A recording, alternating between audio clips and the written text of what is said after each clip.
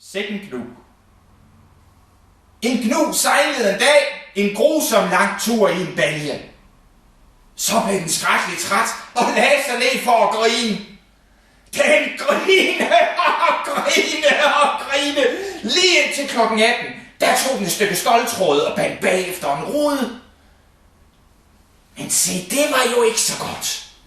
En vurderingsmand, som kom forbi, tog nemlig fat i gnuen og sagde, at den var et nummer for morsom. Så prøvede han at skrue den ned i en størrelse 19 år. Den gik ikke!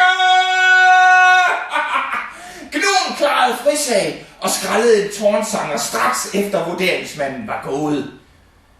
Det fik aller blodet til at bruse gennem gnuens vener. Nu ville den se, om den kunne fylde en traktor op med ris. Der gik ikke mange minutter før traktoren stejlede, og gnuen fejrede triumfen sammen med nogle ledninger, og så blev den skaldet!